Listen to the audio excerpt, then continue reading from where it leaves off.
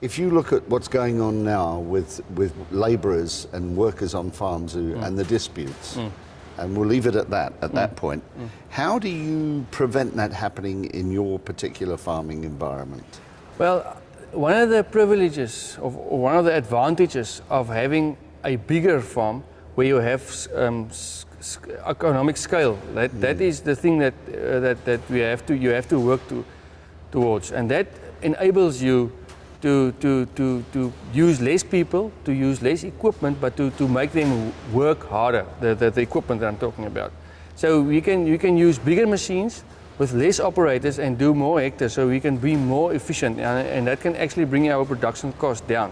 But it also enables you to be in a position where you can pay the people that works for you much higher than the suggested wage that government suggests. So in other words, we are taking risk to enable us to look better after the people that works for us. But you can't create mass employment, which is what government needs and wants. Yeah, in the grain industry, it's very mechanized already, so you can't have a lot of people. And the sad thing about this is, if you look behind you, there's a sprayer. Now, 10 years ago, we had 5 guys doing that job.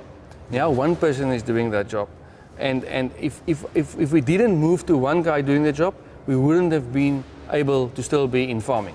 And that is the hard economic facts of the business that we're in. So it's a war or a dispute that is ongoing with government that nobody seems to want to resolve, or it's going nowhere, and you're not winning, they're not winning. And who at the end of the day loses? It's the man in the street that's got to eat. There's we can say what we want. The fact is that this country is losing jobs. Agriculture is losing jobs on a day-by-day basis, and it is to me, and I don't know if I'm allowed to say it, but the ANC and Koos is running this country together. The ANC is trying and asking entrepreneurs to create more jobs, and according to me, Koos is destroying more jobs than they helping building jobs. So I mean, about 30 kilometers from here, there was a shed where they packed fruit. There was 500 people working in that shed. Last weekend, Thursday night, that shed was burned down. It's 150 million worth of shed, but at least for another year, 500 people will be out of jobs. Yeah, it's a fine problem. They will have their arguments on the other side, of course. Obviously. And there's got to be some talk across a table. And there has been no talk across a table between the farmers and the unions, for instance, or even the government. The talk seems to have stalled. There seems to be no willingness from government to talk to you guys.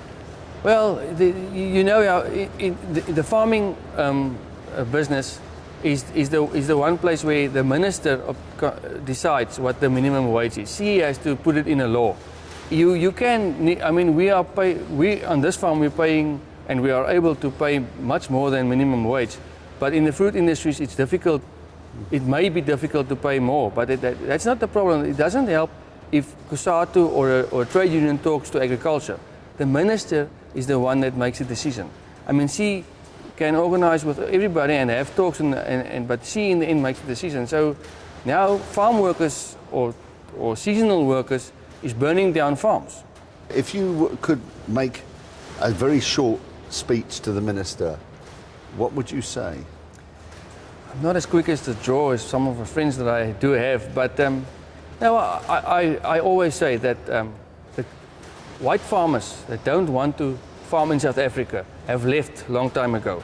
The guys that is still here is the guys that really wants to make a difference. They want to be part of the solution of the new South Africa, and we don't want to be part of the problem. We are food producers, and that's what we want to do. And we want to make this country a better place. So I think if everybody can have that in their heart when we speak to each other, then we would maybe obtain much more than we're currently doing. Koos Blankenberg, thank you very much. It's a pleasure.